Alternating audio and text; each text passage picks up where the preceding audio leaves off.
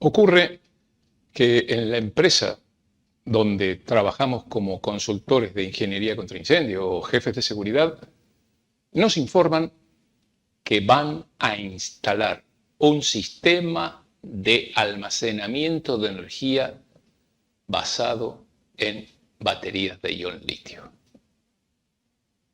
Y esto lo van a hacer en el edificio de oficinas y también en la planta. Y nos preguntan simplemente, ¿qué tenemos que hacer? Y nosotros nos quedamos pensando que el riesgo está, que es evidente, que sabemos que existe, pero no qué debemos exigirle al vendedor. ¿En qué tenemos que tener cuidado? Si ese es su caso, acompáñeme. Hoy vamos a resolver el tema.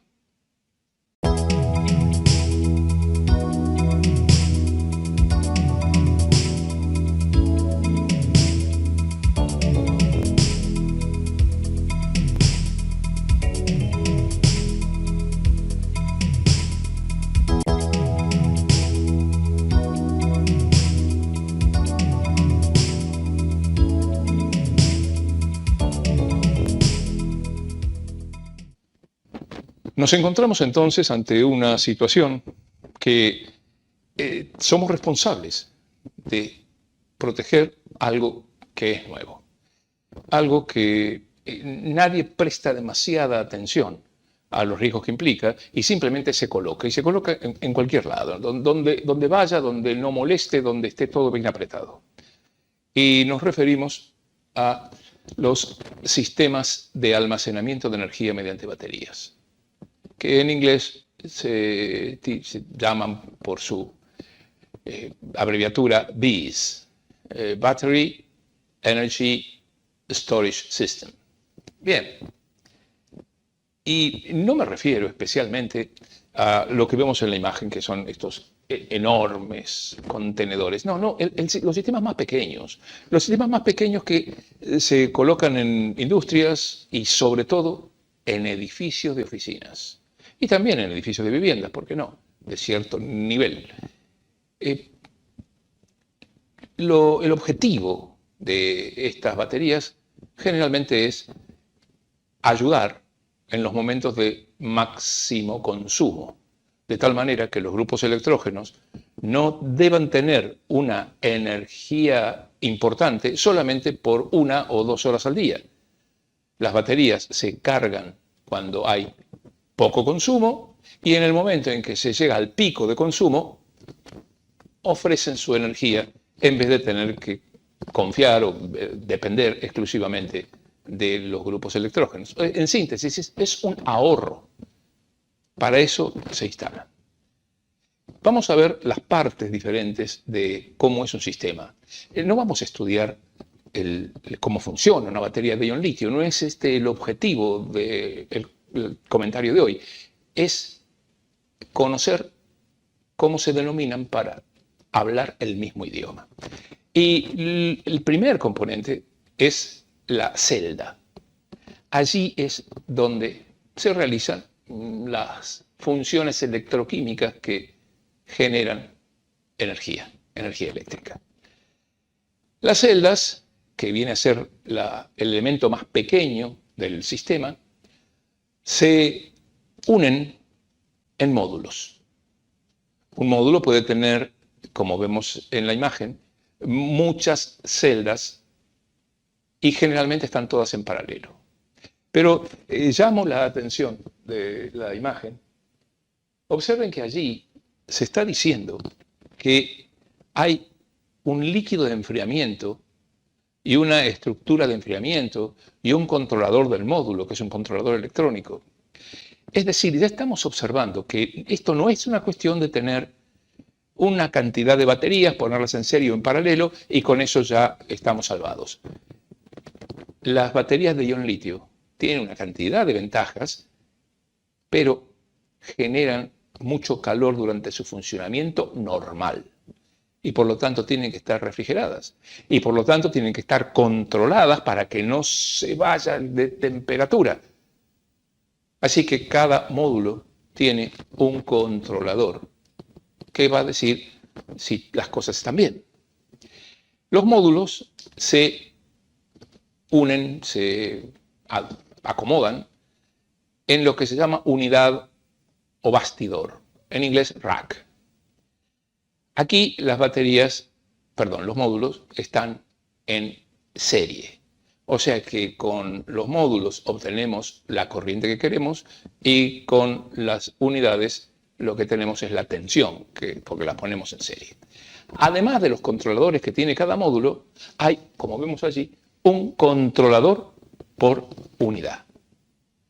Esto sigue mostrándonos que no son baterías tan sencillas como la pila que compramos en el kiosco para poner en algún elemento. No, esto es más complejo. Necesita más control.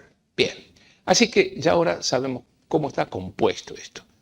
Luego se ponen varios bastidores o unidades juntas, una al lado de la otra o no, separadas, y tenemos un sistema de almacenamiento de energía. Aquí tenemos uno, por ejemplo, instalado en el interior de algún lugar y vemos cómo hay varios de estos bastidores colocados y interconectados entre sí. Les llamo la atención que los bastidores están juntos, uno al lado del otro, y que tienen una altura que en realidad está definida por la energía que queremos que nos dé.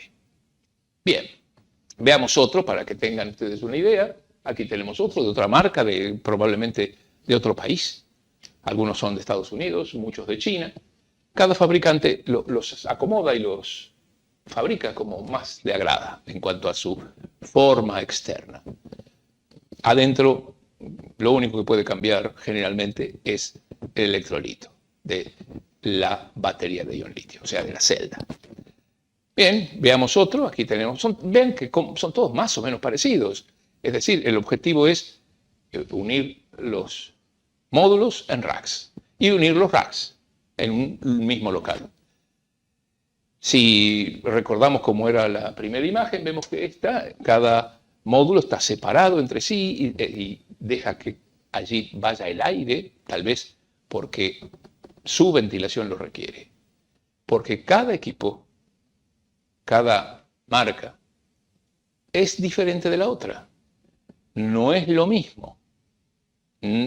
Ocupan o utilizan tecnologías relativamente diferentes. En el otro extremo están los gigantescos, los enormes almacenes de energía, que tienen otro objetivo, no es el controlar los picos de consumo, como decíamos, en un edificio de departamentos, sino, por ejemplo, en un centro de generación eólica. Los consumos son diferentes según la hora del día, pero el viento es totalmente independiente de la hora del día. Por lo tanto, es lo más lógico que cuando sopla viento y no hay consumo se carguen baterías. Si no, estamos desperdiciando el equipo, es decir, desperdiciando el sistema de aire. Algunos de estos son más que enormes, gigantescos, como el que vemos aquí en la imagen. Allí no solamente se ven los contenedores donde están las baterías, sino también están los transformadores. Los contenedores, además de las baterías o del sistema de almacenamiento en baterías, tienen el elemento, el circuito que transforma la corriente continua en corriente alterna, y con la corriente alterna alimenta los transformadores, que son esos pequeños cubos que ustedes ven por acá, y transforman a la corriente y tensión alterna que se desea. Pero no vamos a tocar estos. ¿Por qué? Porque estos, primero, que si bien son un riesgo importante, no afectan a un edificio. A lo sumo, si algo está mal, se quema todo esto. Un montón de plata. El problema es cuando, de golpe, un buen día, alguien dice, vamos acá a poner en esta parte de las cocheras, en el tercer subsuelo del edificio, un conjunto de baterías para ahorrar en el grupo electrógeno, bla, bla, bla, bla, bla, bla. Creyendo que es decidir poner algo en cualquier sitio. no son estos entonces, sino los más pequeños. Estamos hablando de 600 kWh, 500 kWh, algo así. Bien, ¿cuáles son las ventajas de esta hermosa batería de ion litio? Es decir, conceptualmente, no importa cómo la armemos, de la batería en sí. Pues se cargan en menos tiempo. Es decir, piensen que hay una batería de ion litio en el celular de cada uno de ustedes y vemos que realmente recuperan su carga rápidamente.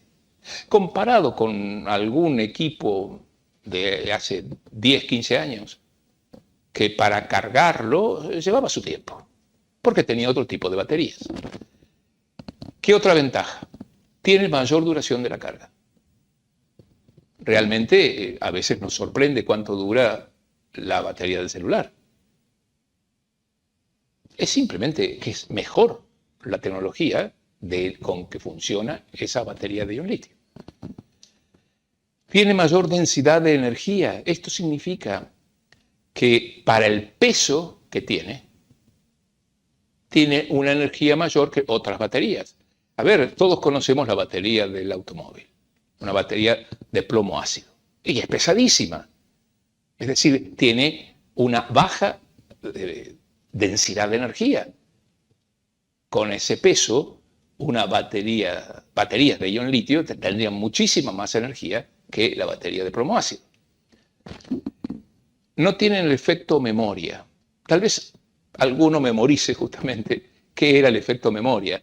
Y en muchos de los equipos que hemos comprado hace años nos decían, una vez por año por lo menos, descargue totalmente el instrumento, el elemento, para que la batería no memorice y entonces tenga menos energía disponible. Pues esto no lo tiene. Las baterías de ion litio no lo tienen. Y no pierden la carga al no usarlas. ¿Cuántas veces nos hemos encontrado que estamos muy contentos con que tal o cual instrumento, o elemento, herramienta, que no es de ion litio, tenía la batería cargada y vamos y está descargada sin que la hayamos usado, porque es de otro tipo de batería? Bien, realmente las ventajas son importantes. Y pesan poco, porque utilizan el metal más liviano. De hecho, el litio es el tercer elemento en la tabla periódica de elementos. El primero es el hidrógeno, el segundo helio y el tercero el litio. Bien. Era lógico que aparecieran, como lo estamos viendo, en todo el mundo, casi simultáneamente. Las ventajas son muchas. Y además, el hecho de que se esté cada vez utilizando más, baja el precio. El precio ha bajado en los últimos 5 años un 80%. Una cosa increíble. Pero, ¿y cuáles son las desventajas que hacen que estemos aquí charlando? Pues las desventajas es que son materialmente frágiles. A ver, si un automóvil choca, no digo una destrucción total, digo un choque, un buen golpe, si la batería de plomo ácido no fue afectada por el golpe en cuanto a que se rompió la carcasa, el elemento que sostiene los electrodos y el electrolito de adentro de la batería de plomo ácido del auto, si no ocurre algo así, la batería no le pasa nada. En principio, ¿no? Por supuesto. Sin embargo, las baterías de ion litio son frágiles. Tienen elementos muy delicados en su interior. Por lo tanto, y lo vamos a ver en otra charla, para los vehículos y sobre todo para las bicicletas el tema es bastante más grave que cuando están quietitos, cuando es un sistema estacionario. Así que materialmente son frágiles. Requiere circuitos de protección para una operación segura. Lo estuvimos diciendo. Dijimos que cada módulo tiene un equipo de control para que todo se mantenga dentro de los parámetros que corresponden. Cada bastidor lo tiene. Y no agregué en ese momento que cada conjunto de bastidores tiene un tercer control general. Es sensible a la temperatura, muy sensible a la temperatura. De hecho, ese es el objetivo principal de los sistemas de control. Esta sensibilidad a la temperatura hace que cuando se empieza a encender una, por cualquier efecto que podamos analizar, es muy fácil que se propague a las dos adyacentes, porque son muy sensibles. Y esta es una frase importante. No tienen aún madurez de diseño. ¿Qué es esto? A ver, pongamos dentro de la protección contra incendio un elemento que todos conocemos, el rociador automático. El rociador automático viene fabricándose desde hace 140 años. Es muy difícil que nos equivoquemos en algo, lo conocemos desde arriba y desde abajo. Y así, la batería de plomóxido, para volver a venir más hacia nosotros. Aquí, en cambio, aproximadamente cada 6 meses un fabricante cambia el electrolito, buscando mejoras. Aquí todavía no se han resuelto problemas asociados con las baterías de ion litio. Esto es de ahora. Somos contemporáneos de la creación, de la aparición de las baterías de ion litio. ¿Qué más? La gran pregunta es, ¿cuáles son las causas de las fallas? No vamos a ver ningún video de incendios porque Internet está plagado de ellos, pero sí estudiar las causas. ¿Por qué fallan estas baterías de ion litio con todas las ventajas que tienen? Bueno, pues por sobrecarga, porque las cargamos más. Por eso los sistemas de carga no es cuestión de poner un enchufe. El sistema de carga tiene que estar muy bien regulado y medir exactamente cuándo la batería ya está cargada y detener la carga. Y, curiosamente, lo opuesto también es una causa de fallas, o sea, la sobredescarga. Cuando le pedimos al sistema, y no digo simplemente a la celda, a todo el sistema, le pedimos más de lo que puede dar. Por eso hay sistemas que tratan de evitar eso a como de lugar. ¿Qué más? Por supuesto, el mal uso, los golpes, las penetraciones, que no se dan tanto en los sistemas que estamos hablando, los sistemas estacionarios, pero sí en los vehículos, que no vamos a tocar hoy, como dije recién, sino en la próxima. ¿Qué más? La exposición a elevadas temperaturas causa fallas. Bueno, pero eso en un caso de incendio. No, porque se arruinó el aire acondicionado del lugar, por alguna razón. Y como no estaba duplicado, porque no consideraron que había que hacer las cosas tal como en un centro de procesamiento de datos, y entonces, por supuesto, hay una forma facilísima de detener el problema. Desconecto las baterías.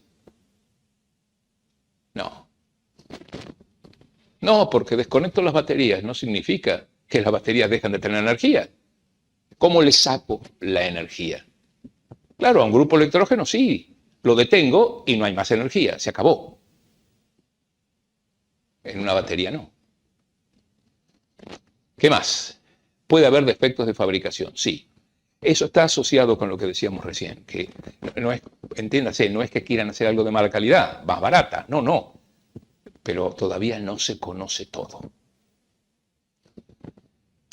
Y puede haber algo que está en el centro del problema de electroquímica, que son cortocircuitos por dendritos de litio.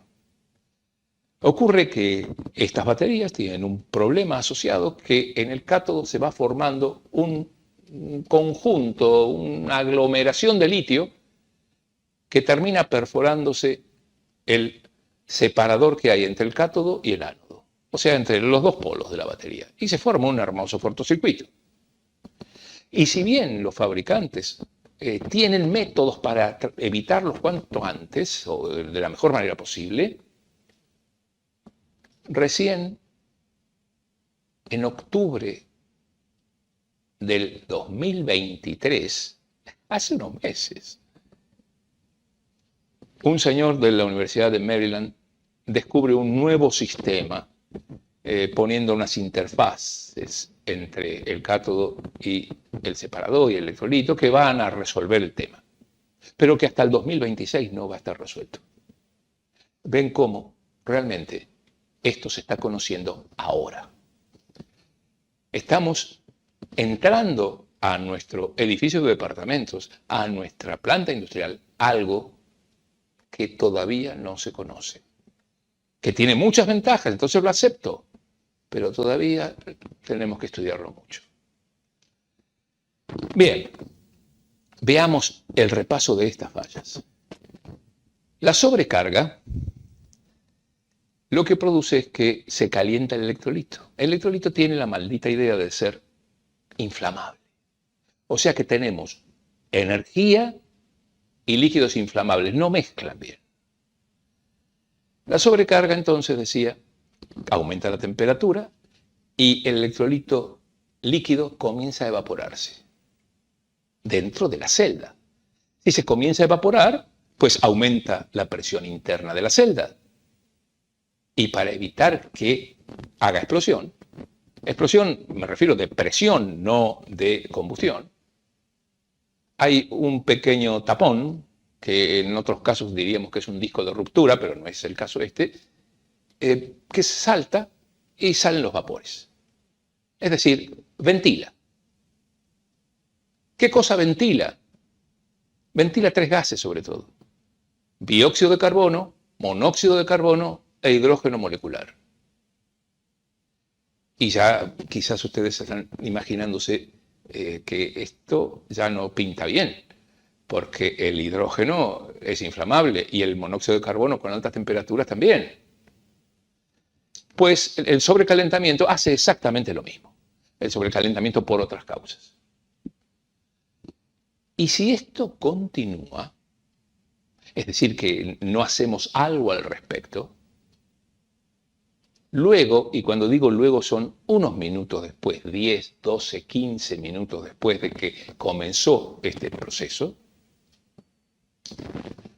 se degrada el separador entre el ánodo y el cátodo. El resultado es obvio. Se forma un cortocircuito y se inicia una reacción que se denomina fuga térmica. En inglés, thermal runaway. Suena mucho mejor en inglés, runaway, que se corre hacia afuera. Una fuga térmica. Y ocurre que la generación de calor de este fenómeno es elevadísima y no hay manera de detenerla con los sistemas de refrigeración que tiene el módulo, que ya los hemos visto. Son para otra cosa, para el funcionamiento normal. Una vez que inició la fuga térmica en una batería de ion litio, no se puede detener. Entonces, ¿qué ocurre con la fuga térmica? Pues comienza a calentar y a formarse llama. ¿Por qué llama? Por el hidrógeno y porque la fuga térmica también genera humo y gases tóxicos. Noten la diferencia de tiempo, esos minutos que valen oro, entre la ventilación y el humo. Para aquellos que están en el tema, están pensando, pero con un detector de humo no arreglo nada. En efecto, no arregla nada.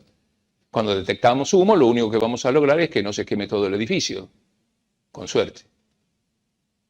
Y encima gases tóxicos. Gases tóxicos uno peor que el otro.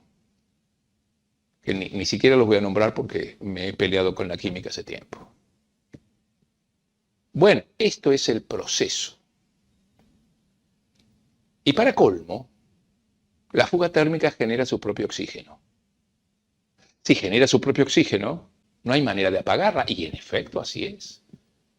A veces se quiere apagar y se hace todo lo posible por extinguirlo con gases, con esto, con lo otro, y se apaga el fuego. Y un minuto después vuelve. Porque el oxígeno está, el calor está, el inflamable está, ¿qué más necesito? La fuga térmica no se detiene. Bien. Este es el gran proceso. Esto es a lo que tenemos que temerle. Y entonces nos preguntamos, bueno, ¿y cómo controlo todo esto? ¿Qué hago? Vamos a los conceptos. Ante todo, limito la energía. Miren, es muy obvio. Si yo tengo 250 kilowatt-hora de energía disponible y tengo en otro lado, en otro proyecto, 600 kilowatt-hora disponibles, evidentemente el incendio que se produzca en el segundo va a ser más grande que en el otro, porque la energía sale de allí. Así de simple. Así que limito la energía, controlo el riesgo. Separo las unidades, los racks, los bastidores. Porque si se quema este y hay 1 metro hasta el otro, hay grandes posibilidades que el otro no se queme. ¿Ustedes los vieron separados en las fotos? No. Ya viene la explicación de por qué no. Pero ya ven que lo lógico es que estén separados. Ya nos entenderemos. ¿Qué más? Evito la fuga térmica. Pero no dijimos que no se podía detener. Claro, no se puede detener. El asunto es evitar que se forme. En esos 10, 12 minutos, ¿se acuerdan? En que se inicia la ventilación por aumento de presión y todavía no se arruinó el separador y por lo tanto no hay fuga térmica. Y por supuesto, también extinguiendo el fuego, que es la parte más fácil, entre comillas, difícil porque genera su propio oxígeno. Bien, ¿y dónde está todo esto? Para saber qué hacer.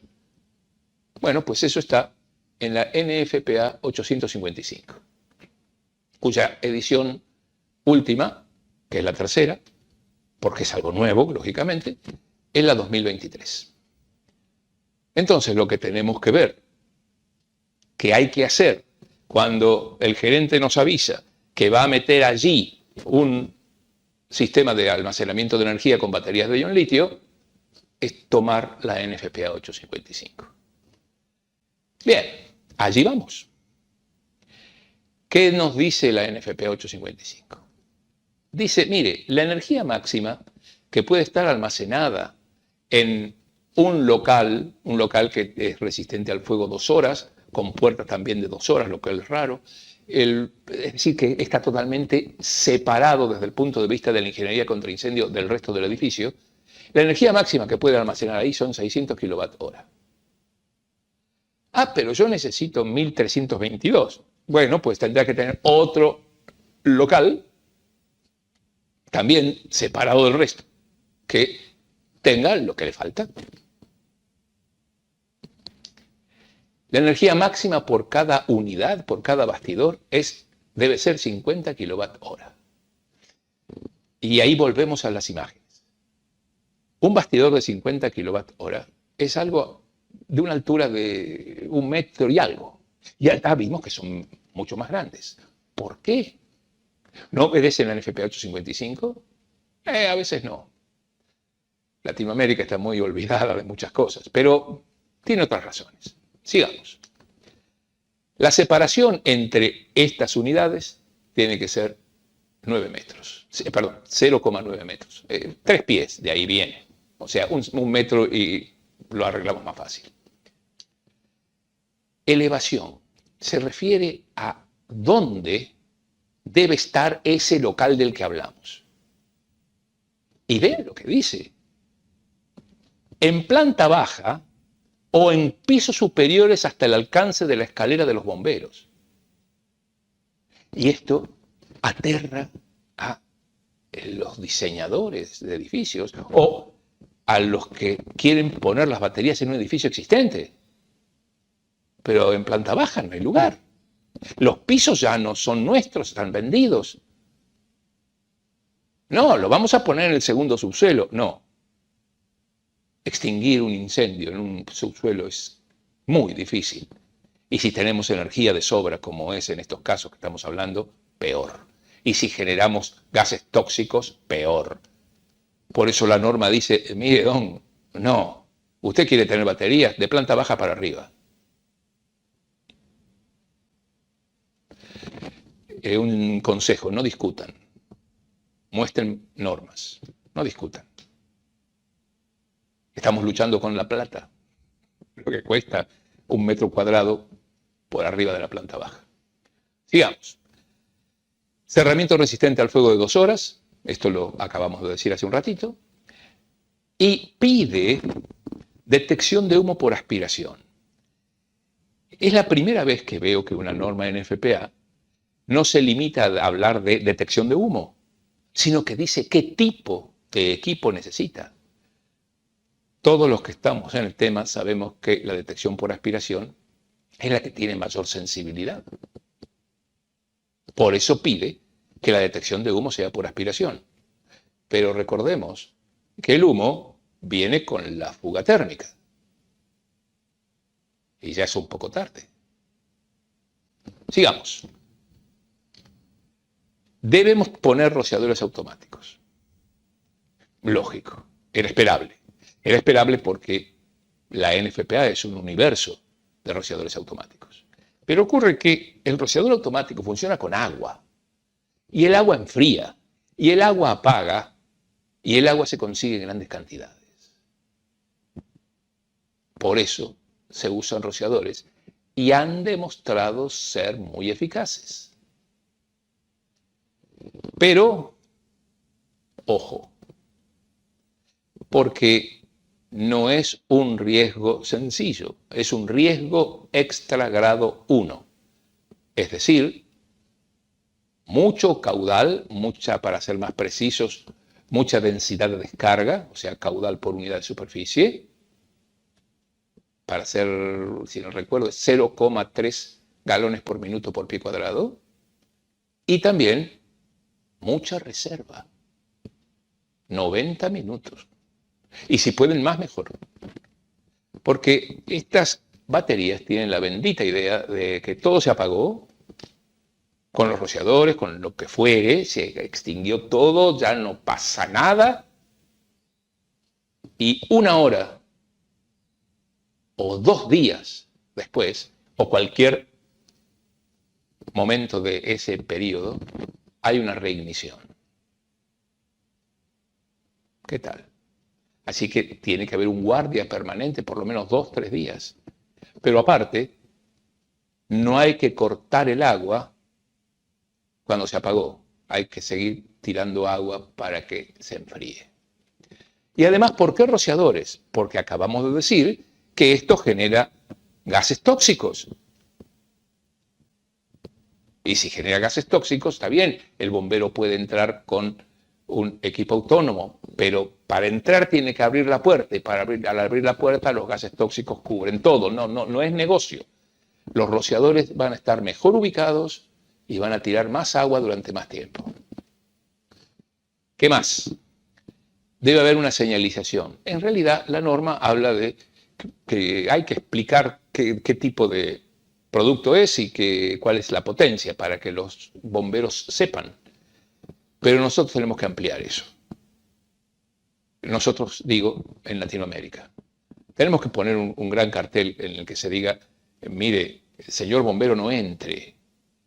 Si usted escucha o ve o lo puede evaluar que los rociadores están abiertos, que la ventilación está, no entre, deje los rociadores. Y si no hay ventilación, ocurre que el hidrógeno puede acumularse. ¿Y saben qué? Se forma algo que es increíble. El hidrógeno se acumula en el ambiente por la ventilación, ¿no? Por la ventilación para evitar la presión que se genera en el interior de cada celda. Y el fuego todavía está muy en la profundidad de 1 o 2 celdas. Por lo tanto, ese hidrógeno no se enciende. Cuando el fuego sale, la cantidad de hidrógeno es tal que ya está por el índice superior de explosividad. Por lo tanto, no hay ignición. ¿Cuándo aparece la ignición? Cuando el bombero abre la puerta. Y no es una ignición sencilla, es una explosión. En Arizona, en el 2019, 3 heridos graves justamente porque midieron los gases tóxicos, pero no midieron el hidrógeno. Abrieron la puerta, ¡pum! Todo eso tenemos que explicar en esa señalización. La separación de los contenedores en exteriores es 3 metros como mínimo. Lo agrego por si nos toca que lo van a poner en exteriores. Si estamos en un local cerrado y el riesgo de explosión existe, tenemos que ver las normas 91 y 92. No es 91 y 92. No me acuerdo ahora el número. Las normas de sistemas contra explosión para ventilar esa alta presión hacia el exterior. Ahí se dan cuenta cómo no puede estar en un subsuelo. Y debemos prevenir, dice la NFPA 855, debe prevenirse la fuga térmica. ¿Cómo? Pues la única manera que acabamos de describir es detectando los gases de la ventilación. Ese monóxido, dióxido e hidrógeno. Porque es la única manera de poder evitar que se inicie la fuga térmica porque ya es tarde. Así que lo que tenemos que hacer es detectar los gases de ventilación. Y para esto, hasta donde he podido averiguar, hay un único producto. Por lo tanto, no es que vaya a ser publicidad esto, simplemente que es el único. Alguien tiene que decir que esto es lo que hay que poner. Es un detector creado, desarrollado por Honeywell, lo cual ya es una garantía, y comercializado por Xtralis, que es la empresa de Honeywell para detección. Y se llama Lion Tamer. Es un juego de palabras, porque Lion es lithium ion, pero si la hablamos todos juntos, Lion es león y Tamer es domador, así que es el domador del león. Bueno, pues detecta los gases de ventilación previos a la fuga térmica. Hay que poner uno por cada bastidor y algunos de referencia, para saber si no es que proviene de afuera el gas, etc. Esto no está cuando nos venden las baterías. No, esto no está. Esto es relativamente nuevo, por supuesto, de 3 años creo que tiene. Así que sepan que tenemos que agregarlo. Porque la norma nos está diciendo, deténgala, o mejor dicho, que no se produzca. Y no nos dice cómo. En realidad, en el anexo de la norma nos dice que existen sistemas de detección. No va a poner la marca, claro, eso no puede. ¿Ok? Así que ahí la tienen. Ahora bien, ¿por qué? Y ahí va la gran respuesta. ¿Por qué hemos visto bastidores más altos, todos pegados uno al otro? Tanto la NFPA 855 como el International Building Code, como la NFPA 1, que es el Fire Code, nos dicen que deben cumplirse la UL 9540 y la UL 9540A. Y ya comienza esto a simplificarse, simplificar la compra. Porque ustedes saben que para comprar un rociador, si viene con el sello UL, no tenemos que andar fijándonos en la calidad del rociador. Está certificado por UL. Bueno, eso pasa lo mismo con los sistemas. Así que veamos qué dice cada cosa.